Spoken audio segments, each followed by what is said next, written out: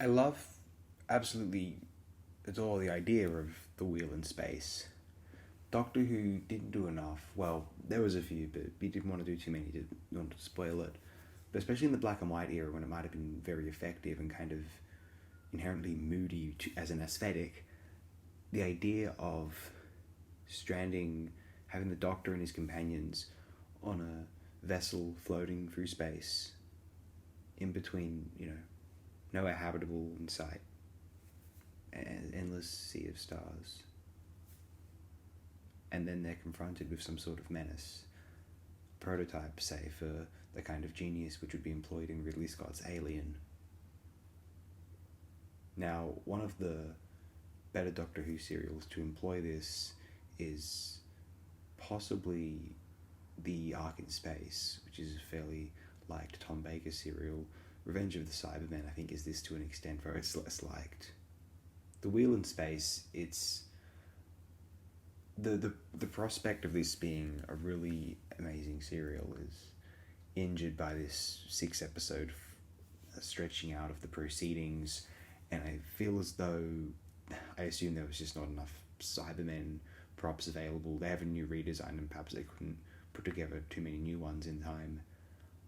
I don't mind the idea of there just being two and the focus, can kind of emphasize how frightening an individual is and how dangerous just two of these creatures on a vessel would be, trying to outwit them and them. But unfortunately, the publicity still of this episode, which wound up becoming the iconic, perhaps now iconic, somewhat in a cult manner, the Solid Space album cover, this has contributed to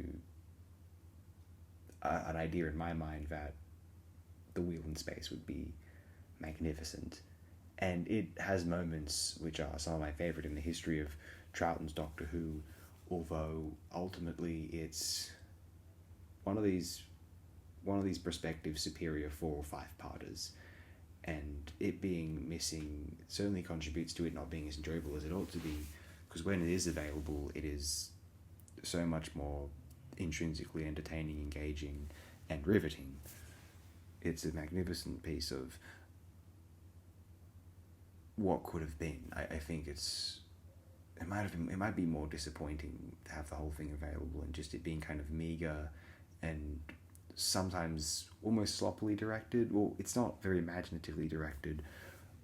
I wish it was more dreamlike. Sometimes it's dreamlike because of some of the slightly clumsy nature of the production, and this kind of in-between of trying to be a competent, scary television show for kids versus something which is uncanny and unusual. It's going for one and not the other. It's accidentally being the other, but there's a tension here which is not overwhelmingly satisfying at the end of the day, but it's if one wants to employ their imagination to some extent and love just imagining the scenario as potently as possible. Hey, the reconstructions, you're going to have to put 2 and 2 together anyway. Oh, you know what is genius about these reconstructions? The brief employments of CGI to fill in the gaps. These are to be commended. These are the finest things in these DVD era reconstructions. Absolutely superlative. I'll leave you all here at the 4-minute mark. Thanks again, everyone.